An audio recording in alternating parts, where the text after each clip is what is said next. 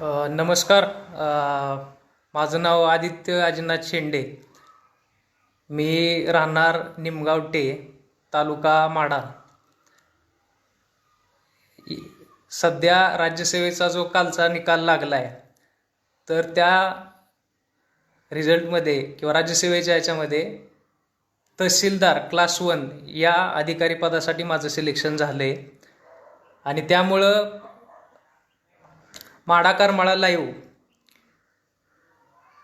या न्यूज पोर्टलवरती जगदीश सरांनी मला जे माझं मनोगत व्यक्त करायचे किंवा माझा जो आजपर्यंतचा प्रवास आहे तो शेअर करायची मला जी काही संधी तुम्ही उपलब्ध करून दिली, त्याच्याबद्दल मी न्यूज चॅनलचं सगळ्यात पहिल्यांदा आभार व्यक्त करतो आणि त्यांचं मनापासून धन्यवाद व्यक्त करतो. काल एप्रिलमध्ये ॲक्च्युली ही प्रोसेस 2019मध्ये सुरू झाली होती. फेब्रुवारीमध्ये प्रिलिम्स झाली होती. 13-14 जुलै 2019मध्ये मुख्य परीक्षा झाली होती. आणि साधारणतः ह्या 2020मध्ये फेब्रुवारीमध्ये परत इंटरव्ह्यू झाले होते. 26 फेब्रुवारीला माझा इंटरव्ह्यू झाला होता. आणि त्याच्यानंतर 21 एप्रिलला साधारणतः इंटरव्ह्यू संपले आणि लॉकडाऊन जाहीर झाल्यामुळं रिझल्ट जो काही पोस्टपोन होत गेला तो काल लागला. एक साधारणतः 3-4 महिन्याच्या डिलेनंतर रिझल्ट लागला. होपफुली चांगला रिझल्ट आला. क्लास 1ची पोस्ट मिळाली. त्याच्याबद्दल केलेल्या कष्टाचं चीज झाल्यासारखं वाटतंय. आणि आजपर्यंतचा तसा जर प्रवास म्हणायचा गेला तर हा एक ठरवून केलेला प्रवास होता. अधिकारी व्हायचे हे साधारणतः डिग्रीच्या फायनल इयरला असताना डिसाईड केलं होतं. माझं तसं शैक्षणिक बॅकग्राऊंड सांगतो. माझं साधारणतः 12वी प्राथमिक शिक्षण माझं महाराष्ट्राच्या विविध ठिकाणी झालेलं आहे. 5वी-4थीपर्यंत मी निमगावमध्येच होतो. 5वी ते 7वी त्रिमूर्ती पावन प्रतिष्ठान नेवासा अहमदनगर या ठिकाणी माझं सैनिक स्कूलला 3 वर्ष शिक्षण झालेलं आहे. 6वी 7वी 8वी 9वी आणि 10वी ही 3 वर्ष इंदापूरला श्री नारायणदास रामदास हायस्कूल इंदापूर या ठिकाणी माझं शिक्षण झालेलं आहे. 10वी मी तिथून पास झालो. 10वीला साधारण 94% 94% मार्क होते. त्याच्यानंतर 11वी-12वीला पुढचं ॲडमिशन घ्यायला पुण्याचं जे नामवंत फर्ग्युसन कॉलेज आहे, फर्ग्युसन महाविद्यालय, तर त्या ठिकाणी ॲडमिशन मिळालं. तिथं मी माझी 12वी पूर्ण केली. त्याच्यानंतर इंजिनिअरिंग करायचं ठरवलं आणि इंजिनिअरिंग करायला Shri Guru Gobind Singhji institute of engineering and technology हे नांदेडचं गव्हर्नमेंट ऑटोनॉमस इन्स्टिट्यूट आहे, एक रिनाउंड इन्स्टिट्यूट आहे. त्या ठिकाणी डिग्रीला ॲडमिशन घेतलं. 4 वर्ष BTech इन इलेक्ट्रिकल इंजिनिअरिंग या विषयामध्ये मी माझी पदवी घेतली. आणि तिथून पुढं 2015ला माझी डिग्री संपली. आणि त्यानंतर प्लेसमेंट माझी टाटा कन्सल्टन्सी सर्व्हिसेस ह्या MNCमध्ये माझी प्लेसमेंट झाली होती. चांगलं पॅकेजही मिळालं होतं. पण डिग्रीच्या फायनल इयरला असताना फिक्स केलं होतं की आपल्याला सिव्हिल सर्व्हिसेसमध्ये काहीतरी करायचं आहे. जो काही आमचा ग्रुप होता त्या ग्रुपनं मला मोटिवेट पण केलं. आणि फायनली असं ठरवलं की आपल्याला जो टाटा कन्सल्टन्सी सर्व्हिसेसमध्ये जो जॉब मिळालेला आहे तो काय आपण ॲक्सेप्ट करायचा नाही आणि आपण फुल टाईम प्रिपरेशनला सुरुवात करायची. तर ॲक्च्युली प्रिपरेशन जे आहे तर ते 2016मध्ये स्टार्ट झालं. 2016ला अभ्यास वगैरे करायला सुरुवात केला. 2016ला परीक्षा दिली आणि पूर्ण तयारी नसल्यामुळे 2016ची प्रिलिम्स पहिल्याच अटेम्प्टमध्ये मी क्लिअर करू शकलो नाही. पण नाराज झालो नाही. माझ्या मित्रमंडळींनी परत एकदा प्रोत्साहित केलं आणि मी परत 2017च्या अटेम्प्टसाठी तयारी केली. 2016चे प्रिलिम्स फेल व्हायचं एकमेव कारण होतं की प्रिलिम्समध्ये राज्यसेवेला 2 पेपर असतात.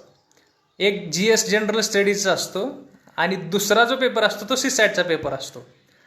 आता इंजिनियर असल्यामुळं थोडंसं असं बॅक ऑफ द माइंड कुठंतरी असतं की माझं ॲप्टिट्यूड CSAT ज्याला आपण म्हणतो तो पेपर खूप चांगला आहे.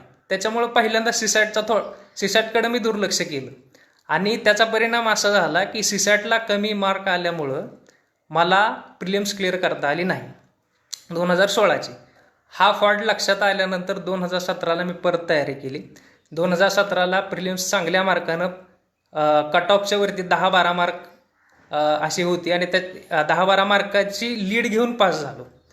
त्याच्यानंतर त्याच वर्षी मेन्स दिली. 2017ला मेन्स दिल्यावर पहिल्या मेन्समध्ये परत इंटरव्ह्यूचा कॉल आला. तर 2018ला मेमध्ये इंटरव्ह्यू दिला. पण इंटरव्ह्यूमध्ये पण परत तेच झालं. इंटरव्ह्यूचं प्रिपरेशन पहिलीच वेळ होती, त्याच्यामुळं मनात वगैरे थोडीशी धाकधूक असतेच.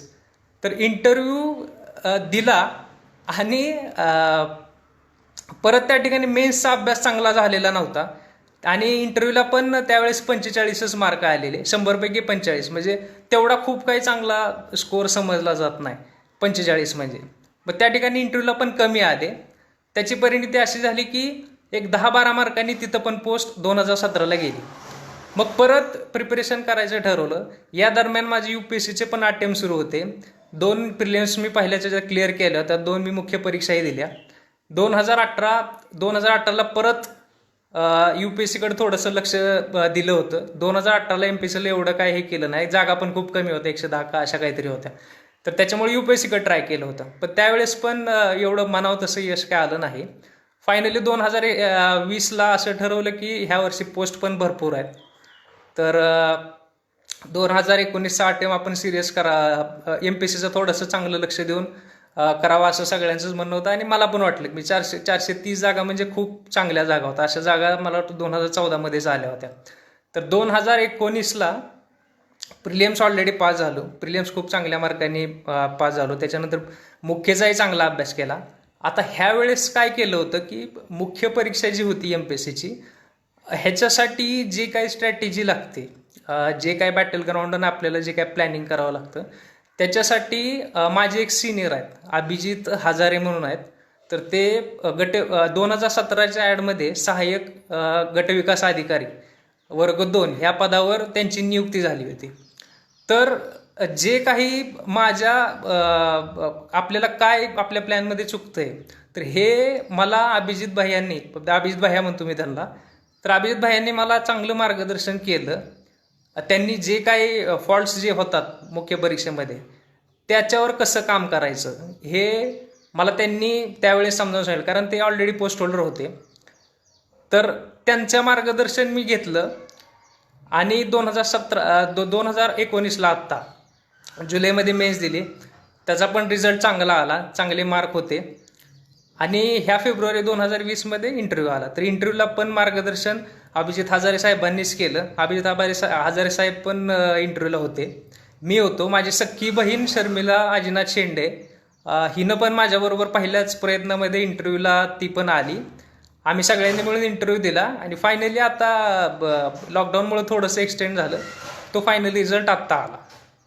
तर ही जी काही प्रोसेस आहे तर ती अशी प्रोसेस आहे, म्हणजे ठरवलेलं असतं की एक दिवसीय सामना खेळायचा, पहिल्याच अटेम्प्टमध्ये सगळं क्लिअर करायचं. म्हणजे ते थेरॉटिकल असतं थोडंसं, पण ॲक्च्युली ज्यावेळेस आपण ग्राउंडवर जातो, ज्यावेळेस आपण ॲक्च्युली काम करायला सुरुवात करतो, त्यावेळेस आतमध्ये ज्या काही आपल्याला ॲक्युनाज असतात किंवा कधी कधी दुर्लक्ष होतं कशावर कुठल्या गोष्टीवर, जे काय आपल्याला फील्डवर जे एक्सपिरियन्स येतात ते फील्डवरचे एक्सपिरियन्स थोडेसे वेगळे असतात.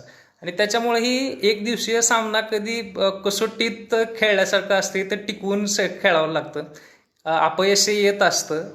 अपयश आल्यानंतर खचून न जाता मित्र असतील, घरचा परिवार, घरचे जी मंडळी असतील ते कायम सपोर्टिव्ह रोलमध्ये राहिले. त्याच्यामुळं 2019 साली ही जी पोस्ट निघाली ते त्यांचं कॉन्ट्रीब्युशन खूप मोठं आहे. अभ्यास आपण करतो, पण back of the mind I वडील असतील किंवा मित्रमंडळी असतील, ह्यांचा सपोर्ट पण खूप मॅटर करतो. तर टिकवून जसं आपण कसोटीमध्ये एखादा प्लेअर खेळत असतो, तर हे टिकवून खेळणं ह्या परीक्षेमध्ये महत्त्वाचं असतं. कारण आता जर बघितलं तर काल आकडेवारी बघितली मी, प्रिलिम्सला साधारणतः 3.5 लाख मुलं असतात. त्याच्यामधून एका पोस्टला 1:12 असा रेशो घेतला जातो मुख्य परीक्षेसाठी. आणि ह्या मुख्य परीक्षेमधून जे काय सिलेक्ट झालेले हजारात विद्यार्थी असतात, लाखातनं तुम्ही हजारात येता आणि हजारांमधून परत तुम्ही इंटरव्ह्यूसाठी 1:3 म्हणजे एका जागेसाठी 3 मुलं घेतात. तर परत तुम्ही काही शेकड्यात येता आणि त्याच्यातून मग ती 470 जी काही फायनल पोस्ट असतात त्या डिक्लेअर केलं जातं किंवा त्या लोकांना पोस्ट दिली जाते. तर हा जो प्रवास आहे तर त्यात न खचता कुठल्याही प्रकारच्या मनात कुठलीही निगेटिव्हिटी न आणता कंटिन्यू खेळावं लागतं. आणि हे खेळणं अपेक्षित आहे, कारण आयोगाची प्रोसेसच तशी बनवलेली गेलेली आहे. तर ही कम्प्लिटली फॉलो करणं अपेक्षित असतं. तर ह्याच्यातून तरुण निघाल्यानंतर फायनली जी काय आपण म्हणतो पाथ जो असतो तो प्रयत्न करणं आणि किंवा योग्य तऱ्हेनं प्रयत्न करून अभ्यास करणं हे ह्यात महत्त्वाचं असतं. तर आता नवीन मला सांगितलं की नवीन जे काही ग्रामीण भागातले विद्यार्थी MPSC मध्ये अभ्यास करणारे हे नवीन, हाचा माझा आत्तापर्यंतचा माझा प्रवास झाला. आता नवीन जे कॅन्डिडेट येतात MPSC साठी अभ्यास करणारे, तर हे मुख्यतः ग्रामीण भागातले लोक असतात. आता ग्रामीण भागातून जे लोक येतात तर त्यांचा मुख्य प्रश्न हा असतो, किंवा बरेचसे जण प्रश्न पण विचारतात की व्हॉट अबाउट द क्लासचं काय करायचं. तर माझा पर्सनल एक्सपिरियन्स सांगतोय की क्लास मी MPSC साठी कुठलाच केला नाही. मला जे मार्गदर्शन मिळालं ते माझ्या सिनियर्सनी मार्गदर्शन केलं, आणि सिनियर्सनी मार्गदर्शन आणि माझ्या चुका ह्यातनंच मी शिकत गेलो, आणि ह्यातूनच फायनली पोस्ट मिळाली. तर क्लास लावा किंवा न लावा असं मी बिलकुल म्हणणार नाही, कारण पर्सनल प्रत्येकाचं बेसिक्स जे असतं ते किती सॉलिड आहे, किती स्ट्रॉंग आहे. तर हे जसा व्यक्ती बदलतो, व्यक्ती तेवढं प्रकृती असतं. मला क्लास न लावता जमलं म्हणून एखाद्याला असं जमणार नाही. एखादा क्लास लावेल आणि पहिल्याच ह्याच्यात पोस्ट घेऊन जाईल, तर ते त्याचं अचिव्हमेंट असतं, त्याची वेगळी काहीतरी रीत असते करायची. तर जर एखाद्याला वाटलं की मला क्लास लावायचा आहे, मला माझं बेसिक्स काहीच क्लिअर नाही आणि मला क्लास लावल्याशिवाय जमणारच नाही, तर त्यांनी डोळे झाकून क्लास लावावे. ज्याला एखाद्याला वाटते की मला गायडन्स आहे माझ्या सिनियरचं, किंवा मला सांगायला माझ्या जवळचा कोणीतरी आहे, असा जर व्यक्ती तुमच्याकडे असेल तर तुम्ही डोळे झाकून न क्लास लावता जे काही रिसोर्स मार्केटमध्ये सगळं अवेलेबल आहे ते मार्केटमधले रिसोर्सेस वापरून तुम्ही तुमचं प्रिपरेशन करू शकता. तर क्लासचा स्पष्ट ह्याचं उत्तर क्लास लावायचा की क्लास लावायचा नाही, ह्याच्यावर स्पष्ट एकच माझं उत्तर आहे. प्रत्येक व्यक्तीची प्रकृती, प्रत्येक व्यक्तीचा जे बेसिक्स असतं, प्रत्येक व्यक्तीची एक वेगळी हे असते, छटा असते. तर त्यांनी आपल्याला स्वतःलाच विचारायचं की मला खरंच क्लास लावायची गरज आहे का. आतमधनं जर उत्तर आलं की हा मला क्लास लावायची गरजच आहे, तर कोणत्याही एका क्लासला जायचं आणि सिरियसली क्लास करायचा. बरेच जण क्लास लावतात, पण ते क्लासचं कधी कॉलेजमध्ये रूपांतर होतं आणि कधी आपली कॉलेज जसे आपण हे डेज एन्जॉय करतो तसं ते ट्रान्सफर होते ते त्यांनाही कळत नाही. जो सिरियसनेस असतो, क्लास लावला तर तो सिरियसच करायचा, त्यामध्ये कुठलं टंगळमंगळ करायचे नाही. आणि न क्लास लावता करत असेल तर ऑब्व्हियसली तुम्हाला जास्त सिरियस व्हायलाच लागतं. तर त्याच्यामुळं ते इव्हन जास्त चॅलेंजिंग आहे, कारण तुम्हाला डायरेक्शन देणारं कोणीतरी जवळचा असतो, पण तो कायम तुमच्याबरोबर नसतं. क्लासमध्ये असतं तेव्हा तुम्ही नॉर्मल लोकांच्या टचअपमध्ये असता. तर क्लासचा प्रश्न तर निकाली लागला की ते स्वतःलाच विचारायचं. येस म्हणलं तर बिंदास लावायचा, कोणाचाही विचार करू नका. क्लास लावायचा असेल तर बिलकुल क्लास करा. नसेल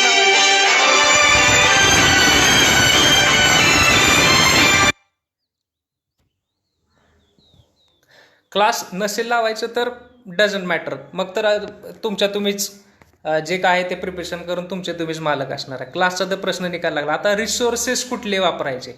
आता रिसोर्सेस जे स्वतः प्रिपेअर करतात, जे क्लासला प्रिपेअर करतात ते क्लासवाले सांगतात. आता जे रिसोर्सेस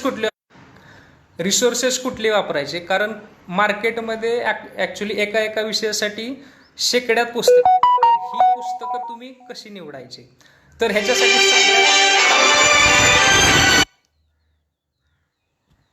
ह्याच्यासाठी रिसोर्सेस कोणते वापरायचे ह्याच्याबद्दल चांगलं उत्तर एकच आहे की आत्ता जी मुलं राज्यसेवेतनं जी पास होतात त्यांचं फेसबुक पेज लाईक करायचं.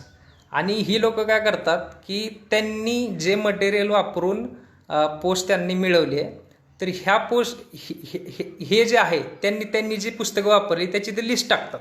तर ह्या अशा 7-8 टॉपरची लिस्ट एकत्र करायची. प्रत्येकाने त्यांनी कुठले रिसोर्स ते वापरले ते बघायचे, कारण ते ऑथेंटिक रिसोर्सेस वापरून ते पास झालेले असतात. तर रिसोर्सेस कुठले वापरायचे, तर तुम्हाला जी माहिती मिळते, कारण आपल्याकडे माहिती काढता एका विषयासाठी आपण शेकड्या जवळजवळ 10-12 पुस्तकांची नावं काढतो. तर ह्यातली वेगळी कशी करायची, तर जे काय टॉपर्स आहेत त्यांच्या लिस्ट घ्यायच्या आणि त्यातनं ही पुस्तकं वेगळी करायची की ह्यांनीही वाचलीत म्हणल्यावर ही टेस्टेड अँड प्रूव्ड आहेत, ती घ्यायची आणि ती कंटिन्यू करायची. अशा प्रकारे रिसोर्सेस मिळतात. आणि फायनली मुख्य जे असते, मुख्य झाल्यानंतर इंटरव्ह्यू असतो. आता इंटरव्ह्यू बरेच जण विचारतात की प्रिपरेशन कसं करायचं. हे विचारायला आल्यानंतर सगळ्यात त्यांचा पहिला प्रश्न असतो की मी इंटरव्ह्यूची तयारी आत्तापासून कशी करू. ॲक्च्युली हा प्रश्न विचारायला नाही पाहिजे, कारण तुम्हाला पूर्व परीक्षा द्यायची असते, त्याच्यानंतर मुख्य परीक्षा द्यायची असते. फायनली तुम्ही ह्या मुख्य परीक्षेतून पास झाल्यानंतर तुम्ही इंटरव्ह्यूला जात असता. तर आता इंटरव्ह्यूसाठी बरेच जण म्हणतात ती कशी प्रिपरेशन असते इंटरव्ह्यूचं वगैरे. ॲक्च्युली माझं जर बघितलं तर इंटरव्ह्यूचं असं वेगळं काय प्रिपरेशन कधी करावंच लागलं नाही. जो तुमचा इंटरव्ह्यूचा जो बेस असतो, इंटरव्ह्यूमध्ये तुमची तुमचं व्यक्तिमत्व कसं आहे हे चेक केलं जातं. आणि हे व्यक्तिमत्व काय एका महिन्यात किंवा 2 महिन्यात बनत नसतं. तुमची पर्सनॅलिटी 1 महिना किंवा 2 महिन्यात बनत असते. तुमची पर्सनॅलिटी तुम्ही जन्माला आल्यानंतर तुम्हाला जसं कळते, 5-6 वर्षापासून जसं आपल्याला कळतं तेव्हा त्या पिरियडपासून पर्सनॅलिटी बनायला सुरुवात झालेली असते. त्यावेळेस आपण इंटरव्ह्यू ज्यावेळेस येतो त्यावेळेस ती आपलं जे काही मागची पर्सनॅलिटी आहे ती आपण हुडकून बघायला सुरुवात करते का अरे हा माझा प्लस पॉईंट आहे, हा माझा निगेटिव्ह पॉईंट आहे. तर इंटरव्ह्यूसाठी लागणारी जी काय ऑफिसरची पर्सनॅलिटी आहे ती एका दिवसातून कधीच मिळत नाही. तर ती तुमच्या आतमध्ये ऑलरेडी बसलेली असते. तर ती आता हुडकायची कशी, तर सगळ्यात चांगलं त्याला ऑप्शन एकच आहे की तुमचा कॉलेजचा जो पिरियड असतो. आता माझं इंजिनिअरिंगचं 4 वर्ष होतं. ह्या 4 वर्षात नुसता अभ्यासच काय आम्ही केला नाही. इंजिनिअरिंगचा अभ्यास तर केलाच, फर्स्ट क्लास तर मिळवलाच, पण ह्याच्याबरोबर एक्स्ट्रा करिक्युलर ॲक्टिव्हिटी जे आपण म्हणतो, भाषणात भाग घेणं किंवा एखाद्या आपल्या मित्रांचा 10-15 मिनिटांचा एखादा ग्रुप करणं, त्या ग्रुपला आपण लीड करणं, त्या ग्रुपमधून आपण वेगवेगळ्या ॲक्टिव्हिटी करणं, ह्या अशा गोष्टी ज्यावेळेस करतो किंवा कॉलेजच्या वेगवेगळे जे कार्यक्रम असतात त्या कार्यक्रमात तुम्ही भाग घेणं अपेक्षित असतं. सभाधीटपणा जो असतो तो हा किंवा 4 व्यक्तींसमोर बोलणं किंवा तुमचं म्हणणं इतरांना 4 जणांना पटवून सांगणं, ही जी काय प्रोसेस असते तर ही कॉलेजमध्ये बनत असते. तर त्याचं जे प्लेग्राऊंड आहे, इंटरव्ह्यूसाठीचं लागणारे जे पर्सनॅलिटी आहे त्याचं जे काही प्लेग्राऊंड आहे ते ॲक्च्युली तुमच्या कॉलेजमध्ये बनत असतं, ती एका दिवसात बनत नाही. आणि इंटरव्ह्यूसाठी मग थोडंसं एक्स्ट्रा प्रिपेअर करावं लागतं की करंटचं सिनॅरिओ काय आहे. फॉर एक्झाम्पल शेतकरी आत्महत्यांबद्दल काय तुमचं मत आहे, किंवा एखाद्या तुमच्या तालुक्यातली जिल्ह्यातली जी काय महत्त्वाची घटना आहे. फॉर एक्झाम्पल आपले तर माळढोका पक्षी अभयारण्याचा केस होती मोठी, तर ते व्हायला पाहिजे की नाही व्हायला पाहिजे, त्याबद्दल लोकांचं काय मत आहे, त्याबद्दल अधिकारी जर तुम्ही झाला तर त्याबद्दल तुमचं काय मत आहे. तर ही प्रॅक्टिकल मतं तुम्हाला विचारली जातात. ह्याच्यापेक्षा वेगळं इंटरव्ह्यूमध्ये काही नसतं. तर ही प्रोसेस अख्खी प्री, मेन्स आणि इंटरव्ह्यू, ही 3 प्रोसेस झाल्यानंतर फायनल लिस्ट लागते आणि त्याच्यातून मग तुमचं रिझल्ट लागतो आणि तुम्ही तुमची पोस्ट मिळून जाते फायनली. आता ह्यात एक महत्त्वाचं, ह्या 3 प्रोसेसमधून चालून पुढं जाताना जर आपण की टू सक्सेस जर माझ्या बाबतीत जर तुम्ही विचारलं की काय बाबा कशामुळं हे केलं किंवा कशामुळे इतके दिवस तरुण राहिला, तर जे आपण ठरवलेलं असतं, इतरांनी तुम्हाला किती ऐकून, आपण मन ऐकलेली असते, ऐकावे जनाचे करावे मनाचे. तर तुमच्यावर स्वतःवर विश्वास असेल तर तुम्ही कुणाचंही न ऐकता बिलकुल त्याच्यावर आपल्या देहावर विश्वास ठेवून पुढं चालत राहणं हे अपेक्षित असतं. तर आणि नुसतंच मी ठरवले आणि मला होतंय, ते होतंय का नाही हे चेक झालं पाहिजे. परीक्षा झाली, त्यात तुम्ही जर पास होत असाल तर तुम्ही जो मार्ग अवलंबत आहे तर तो तुम्ही बरोबर ट्रॅकला आहे, ही टेस्ट असते. ती जर टेस्ट फेल होत असाल तर तुमच्या ठरवण्याला काय उपयोग नाही. तर हे महत्त्व आहे. प्रत्येक ठिकाणी तुम्ही टेस्ट झाला पाहिजे, प्रत्येक ठिकाणी टेस्टेड अँड प्रूव्ड पाहिजे. तर आपण जे मनात ठरवले ते नुसतंच न ठरवता ती टेस्ट केलं पाहिजे आणि प्रत्येक टेस्टमध्ये आपण पास झालं पाहिजे. ते तसं जर पास होत गेलं तर आपण आपल्या मनात जे ठरवलेलं असतं त्याला काहीतरी अर्थ असतो. तो जो मार्ग आपण इतरांच्या विरोधात जाऊन जो घेतलेला हे असतो, डिसिजन घेतलेला असतो, तो कुठंतरी खरा होताना दिसत असतो. तर त्याच्यामुळं की टू सक्सेस हेच आहे की खूप काही मतांतराचं लोक हे करता, कुणी काय म्हणते ह्याचा विचार न करत बसण्यापेक्षा मला काय वाटतंय आणि मी जे तयारी करतोय ते टेस्टेड अँड प्रूव्ड आहे का हे विचार करणं अतिशय महत्त्वाचं आहे. आणि त्या दृष्टीनेच आपलं प्रिपरेशन सुरू ठेवणं हे अतिशय गरजेचं आहे. इथं हे झालं माझं कम्युनिकेशन. ॲक्च्युली सरांना जगदीश सरांना मी म्हणत होतो की स्क्रीन शेअर करता येईल का ते बघितलं पाहिजे, कारण मी सांगणं आणि तुमच्याकडून प्रश्न येणं हे 2 वे कम्युनिकेशन जर झालं तर ते अति चांगलं होईल. पण सरांना काय ते कमी काळात ते काय सॉर्ट आउट करता आलं नाही, तर त्याच्यामुळे 1 वे कम्युनिकेशन करता येईल का म्हणून चला ठीक आहे आपण ते करता येईल. इथं बरेचसे प्रश्न आलेले आहेत, तर मी स्क्रोल करतो आणि बघतो माझ्या परीनं जी काय उत्तरं देता येतील त्याचा मी प्रयत्न करतो.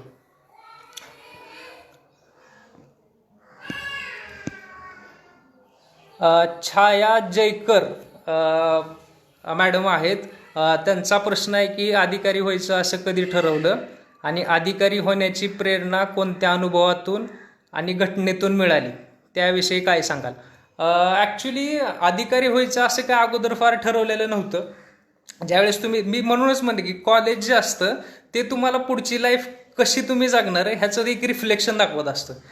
तर ते कॉलेजमधूनच तुम्हाला समजलं पाहिजे की शेवटच्या वर्षाला जाताना असं वाटतं तुमची जर फ्रेंड सर्कल तसा असेल, माझा फ्रेंड सर्कल तसा होता. आमच्या कॉलेजचे अरुण कुमार पाटील सर आहेत, तर त्यांनी एक ग्रुप तयार केला होता जे सिव्हिल सर्व्हिसेससाठी तयारी करणार आहेत.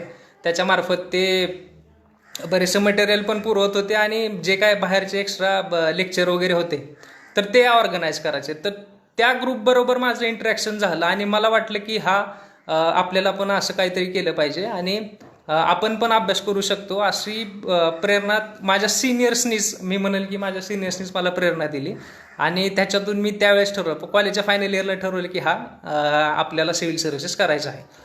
घटना किंवा मॅडम अनुभव असा कुठली अशी विशेष काही घटना नाही आहे. फार फार मी कॉलेजला असताना NSS मध्ये चांगलं ॲक्टिव्ह होतो.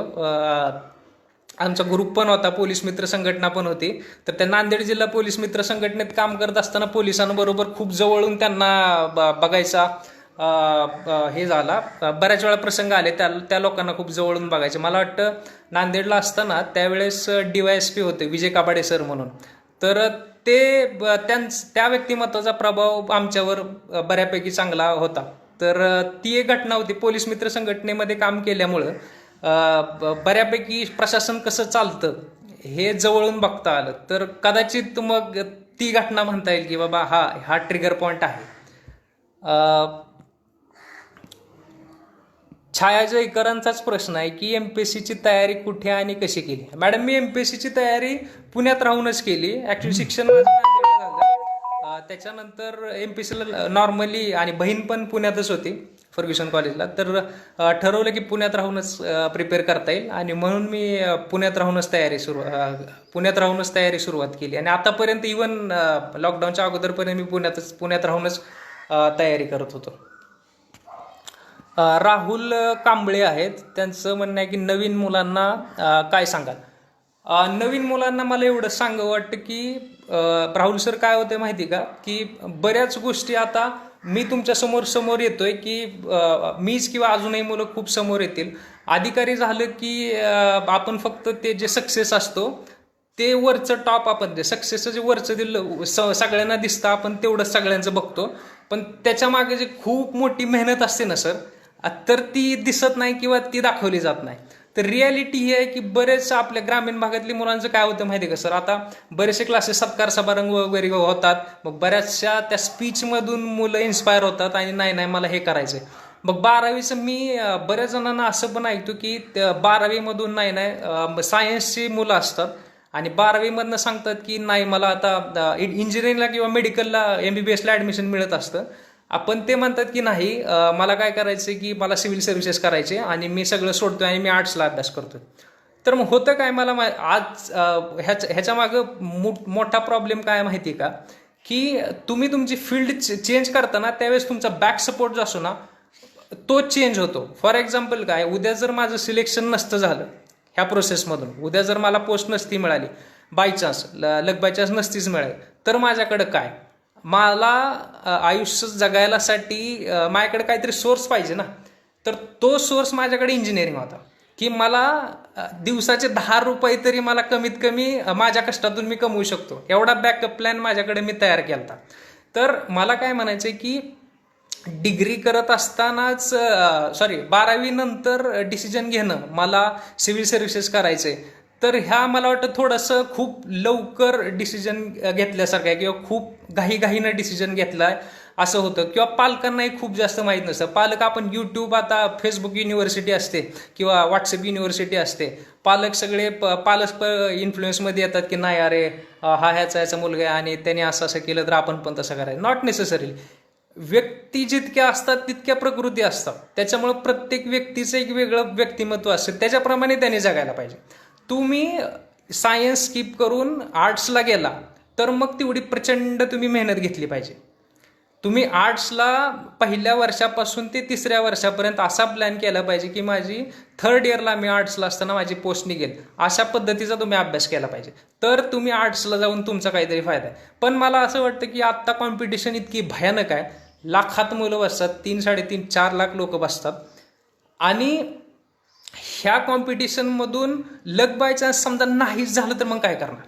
तुमच्याकडे प्लॅन बी तुमचा असला पाहिजे. त्याच्यामुळं आत्ताच्या कॉम्पिटिशनच्या युगामध्ये तुम्हाला तरुण राहायचं असलं तर तुमच्याकडं plan B, you must have plan B. तुमच्याकडं प्लॅन बी असलाच पाहिजे असं मी स्पष्ट मानायचं. आणि जर तुम्हाला इंजिनिअरिंग, मेडिकल कॉलेजला, गव्हर्नमेंट कॉलेजला किंवा चांगल्या रिनाऊंड इन्स्टिट्यूशनला ॲडमिशन मिळत असेल तर माझं स्पष्ट मत आहे की तुम्ही इंजिनिअरिंग किंवा मेडिकल सोडू नये. आणि जर तुम्हाला वाटलंच की नाही मला करायचंच नाही तर मग आर्ट्सला गेल्यानंतर तुम्ही त्या प्रकारची मेहनत ही घेतली पाहिजे. जर तुम्ही तशी मेहनत घेतली नाही तर मग तुमचा आर्ट्सला गेल्यानंतरचा जो हेतू असतो की ह्या हेतून आपण जातो तर तो हेतू मग सफल होत नाही, आणि बरेच जण मग करिअरचे प्रॉब्लेम येतात. तर राहुल सर, तुम्हाला नवीन मुलांना मला हे सांगायचं की करिअरचं डिसिजन जे आहे ते खूप अगोदर घेऊ नका. 12वीच्या हेजमध्ये खरं तर तसं म्हणायला गेलो काही कळत नसतं जास्त, लोक सांगत राहतात आणि आपण ऐकत राहतो. तर मला स्पष्ट मत हे आहे की तुम्ही तुमच्या सिव्हिल सर्व्हिसेसचा निर्णय घ्यायचा आहे ना, नवीन मुलांना सिव्हिल सर्व्हिसेसचा निर्णय घ्यायचा नाही की मला सिव्हिल सर्व्हिसेस करायचंय. तुम्ही कधी डिसाईड करा, डिग्रीच्या फायनल किंवा अगोदरच्या इयरला थोडंसं 1-2 वर्ष अगोदर डिसिजन घ्या, कारण त्यावेळेस त्यावेळेची परिस्थिती बदलत असते. तर नवीन मुलांना माझं हेच सांगणं आहे की खूप लवकर कोणाचं तरी ऐकून आणि काहीतरी ऐकून तुमचा मार्ग चांगला असलेला सोडू नका, कारण प्रत्येक व्यक्ती वेगळी असते. मी इंजिनिअरिंग करून सिव्हिल सर्व्हिसेसमध्ये आलो ह्याचा अर्थ असा नाही की तुम्ही पण त्याच मार्गाने आलं पाहिजे. कोण डॉक्टर होऊन येईल, कोण BA होऊन येईल, कोण BSc ॲग्री होऊन येईल, प्रत्येकाचा मार्ग वेगळा असतो. तर त्याच्यामुळे मला हे सांगायचं नवीन मुलांना की खूप जास्त IQ माहितीवर विश्वास ठेवून लवकर पालकांना कन्व्हिन्स करून हट्ट धरू नका की नाही मला हेच करायचं. छाया जेकर हे झाले वाटतं मला, ग्रामीण भागातील मुलांना काय संदेश द्याल? की राहुल सरांचा आणि तुमचा प्रश्न मला वाटतं हेच सेमच होता छाया मॅडम, की हे उत्तर ऑलरेडी झालेलं आहे. तर मी पुढं शिफ्ट होतो.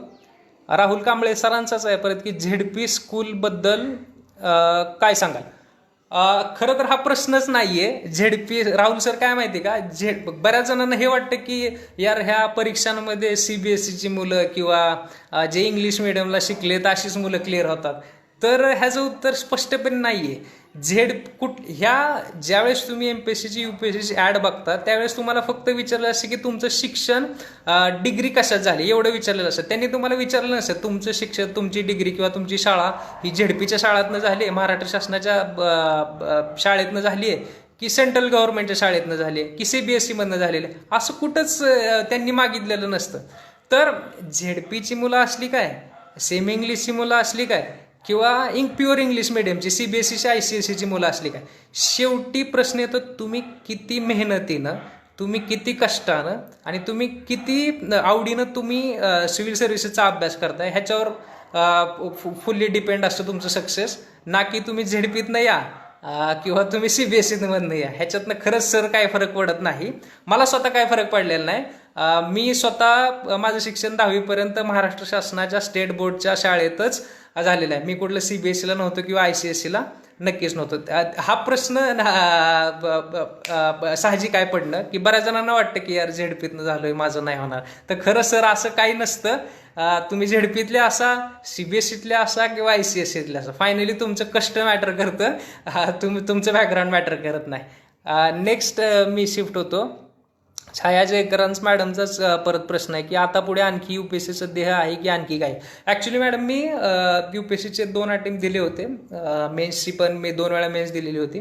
तर ते कंटिन्यूस राहील. छाया जयकर मॅडमचाच परत प्रश्न की क्लास लावावे का किंवा घरीच अभ्यास होऊ शकतो का? ॲक्च्युली आपण मगाशी बोललेलोच आहे की क्लास लावायलाच पाहिजे किंवा ना लावायला पाहिजे हे खूप पर्सनल आहे. कारण हे प्रत्येक व्यक्तीनुसार डिपेंड आहे. ज्याचं खूप चांगलं हे आहे, ज्याचं बेसिक्स खूप तगडं आहे, असे लोक क्लास नाही लावत. आणि तुम्हाला अगदीच नवीन आहात किंवा तुम्हाला सांगायला मार्गदर्शनाला कोणीच नाही आहे, तर मग क्लास जॉईन केले तर काय हरकत नाही. किंवा बरेच जण असे म्हणतात नाही क्लास नाही केला पाहिजे, वेस्ट ऑफ द मनी. पण ते पैशापेक्षा ते तुम्ही क्लासला लावलेले आहेत जे काय तुम्ही अमाऊंट क्लासला भरतात, ती त्या क्लासची रक्कम तुम्ही शिकून किंवा त्यांच्याकडून ज्ञान घेऊन किती चांगल्या प्रकारे युटिलाइज करता याच्यावर डिपेंड असतं. तर क्लास लावण्याबद्दल माझं स्पष्ट मत आहे की ते तुम्ही स्वतःला विचारा. आतमधनं आवाज आला की यार मला क्लास लावला पाहिजे, तर डोळे झाकायचे, कान झाकायचे आणि सरळ क्लासला जायचं आणि ॲडमिशन घ्यायचं. आणि आतमधनं जर आवाज आला की यार माझं बेसिक्स खूप चांगलं आहे, मला मार्गदर्शन करणारं कोणतरी आहे, जसे मला अभिजित साहेब होते मार्गदर्शन करायला, तर अभिजित साहेबांचं मार्गदर्शन असल्यामुळे माझ्या चुकातनं शिकत गेल्यामुळं मी काय क्लास कुठला लावलेला नाही. फक्त UPSCच्या माझ्या अँथ्रोपॉलॉजीचा सब्जेक्ट होता, तर मी श्रीधर सरांकडनं अँथ्रोपॉलॉजीचा क्लास तेवढा केलेला आहे. UPSC ऑप्शनलला केलेला आहे, पण MPSCला नॉट अ सिंगल क्लास मी कुठलाच क्लास लावलेला नाही. आता घरीच अभ्यास होऊ शकतो का? तर हा, घरी अभ्यास होऊ शकतो. लॉकडाऊनच्या काळामध्ये माझा तर आजपर्यंत असा समज होता की माझा कधीच घरी अभ्यास होत नाही. कारण मी 17 वर्ष झालं, मला वाटतं मी गाव 5वीमध्ये सोडलं. 17-18 वर्ष असेल मी कंटिन्यू बाहेरच शिकतोय. त्यामुळं असा कदाचित मला समज झाला होता की यार माझा घरी काय अभ्यास कधीच होत नाही. पण ती परिस्थिती मॅटर करते. आता लॉकडाऊन होतं, लायब्ररीज वगैरे तर सगळ्या बंद, पुण्यातनं घरी तर यायचं होतं, घरी तर अभ्यास करायचा होता. काय नाही, घरी एक स्वतंत्र ही जी मी ज्या बेडरूममध्ये बसलोय तिथं आम्ही 2 टेबल टाकले आणि अभ्यास सुरू करून दिला. तर मला लायब्ररीपेक्षा इथं चांगली इफिशियन्सी वाटायला लागली की यार इथं पण चांगला अभ्यास होतोय. घरी चांगला अभ्यास होत असेल तर घरी करा. तुम्हाला वाटायचं असेल की नाही यार मला थोडे 4 जण लागतात, मला बूस्ट करायला कोणतरी लागतंय, तर तुम्ही बिनधास्त अभ्यासिका जॉईन करा. नॉट नेसेसरी तुम्ही पुण्यातच अभ्यासिका जॉईन केली पाहिजे. तुम्ही कुठे अभ्यासिका जॉईन करू शकता. तुम्ही बार्शीला जॉईन करू शकता, कुर्डीला जॉईन करू शकता. इव्हन तुमच्या गावात जर एखादी चांगली 7-8 जणांनी मिळून जर ठरवलं की यार आपल्या सगळ्यांना बसायचे, सिरियसली बसायचं, तर मग तुम्ही कुठेही करू शकता. घरी करा, कुठेही करा, इट डझंट मॅटर आउट आहे. शेवटी तुम्हाला जी प्रश्नपत्रिका येणार आहे ती घरी बसून अभ्यास करणाऱ्याला पण सेमच येणार आहे आणि लायब्ररीत बसून अभ्यास करण्याला पण सेमच येणार आहे. त्याच्यामुळे कुठेही करा मॅडम अभ्यास, फक्त कॉन्सन्ट्रेशन चांगला अभ्यास केला व्हावा हा एकच क्रायटेरिया असला पाहिजे. परत छाया मॅडमचाच क्वेश्चन आहे की how to study current affairs, which material is useful for current affairs. आता करंट अफेअर्सचं काय, ॲक्च्युली करंट अफेअर्स आपले पेपरमधून मी लोकसत्ता वाचायचो, हिंदू वाचायचो, कधी कधी जमलं तर इंडियन एक्सप्रेस पण वाचायचो. पण हे कधी मला वेळ मिळाला तर एका दिवशी मी लोकसत्ता मी कायम टचमध्ये असायचो, हिंदू पण द हिंदू न्यूजपेपर पण मी कायम वाचायचो. कधीतरी वेळ असला माझ्याकडे सॅटर्डे संडे तर मी इंडियन एक्सप्रेस वगैरे वाचायचा प्रयत्न करायचो. अपार्ट फ्रॉम दॅट बऱ्याचशा क्लासेसचे स्टडी हे येतात, करंट अफेअर्सचे मटेरियल हे येतात, मॅगझिन येतात, तर ते तुम्ही फॉलो केलं तर काय हरकत नाही. UPSCला मी विजन IASचं फॉलो करायचो आणि MPSCला पृथ्वी अकॅडमीचं एक छोटं बुकलेट येतं, तर ते पृथ्वीचं मी बऱ्यापैकी त्यात खूप युनिव्हर्सली 7 या 8 देशांनी कव्हर केलेलं असतं, तर ते छान असतं, छोटं असतं, तर मी ते यूज करायचं. हां, आता study which material useful for current affairs, तर हेच मटेरियल आहे, वेगळं काय नाही आहे. बाकी काही प्रश्न अजून काही दिसत नाही आहेत. जरी काही तुम्हाला पर्सनल प्रश्न असले तर तुम्ही ह्या चॅनलला टॅग करा. तुम्हाला अजून काही प्रश्न असतील तर जगदीश सरांना तुम्ही कॉन्टॅक्ट करा, त्यांच्याकडे तुमचे प्रश्न जेवढे असतील तेवढे शेअर करा. जगदीश सरांना वेळ असेल किंवा मला वेळ असेल त्यावेळेस मी परत एकदा ऑनलाईन येईल. तुम्हाला जी काय माहिती पाहिजे असेल सिव्हिल सर्व्हिसेस संबंधी किंवा मटेरियल संबंधी किंवा कशाही संबंधी whatever related to civil services जे काय पाहिजे असेल तर मी नक्की परत एकदा ऑनलाईन येईल. ऑनलाईन यायचं आज काय तसं जस्ट सरांनी काल फोन केला जगदीश सरांना की असं काही करता येईल का. तर काल काल 2 दिवस झालं रश एकदम लोकांची सुरू होती, त्यामुळे काल 2 दिवस काय जमलं नाही. मग आज म्हणलं थोडंसं अर्धा तास येता येईल. पण मला वाटत होतं की 2 वे इंटरॅक्शन असेल, सर क्वेश्चन विचारते आणि मला रिप्लाय करता येईल असं वाटायचं. आपण सरांनी नंतर सांगितले की नाही 1 वे कम्युनिकेशनच होईल.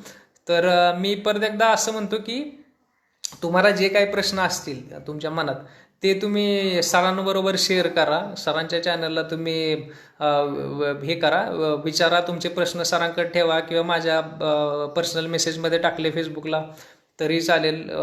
जी काही लिस्ट असेल बुक्सची तर मी शेअर करेन स्वतः. माझ्या मित्रांची जे कोणी झालेत ऑफिसर त्यांना पण सांगेन तुम्ही पण शेअर करा.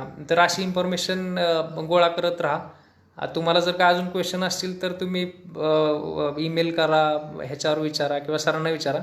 सर जर तसं अजून खूप सारे प्रश्न एकत्र आले, अजून एकदा बसायची वेळ वाटली तर मी नक्की तुमच्यासाठी परत एकदा लाईव्ह यायचा प्रयत्न करीन. आणि जर जास्त क्वेश्चन असतील ना तर तर ते चांगलं पद्धतीनं समजून सांगता येईल. आता मला वाटतं हे जयकर मॅडम आहेत किंवा अजून एक हे होते राहुल सर होते, तर ह्यांनी चांगले प्रश्न विचारले. आय होप की मॅडम आणि सर तुम्हाला माझ्याकडून आलेल्या उत्तरांचं समाधान झालं असेल. I have tried my best. मी माझ्या पद्धतीनं सांगितलं. अजून जरी काही माहिती पाहिजे असेल तरी सांगा. पुढच्या व्हिडिओत लाईव्ह येताना मी जास्तीत जास्त प्रयत्न करेल की अजून तुमच्याकडून येणाऱ्या प्रश्नांचं मी माझ्या पद्धतीनं कसं निरसन करतोय याच्याबद्दल मी अजून जास्त प्रयत्न करीन. So thank you very much for visiting this live chat today. आणि मी परत एकदा आपले धन्यवाद व्यक्त करतो. करमाळा माडा न्यूज पोर्टलचे सर्व जगदीश सरांना मी परत एकदा धन्यवाद व्यक्त करतो आणि आजची चॅट फिनिश करतो. आणि हॅव अ गुड डे.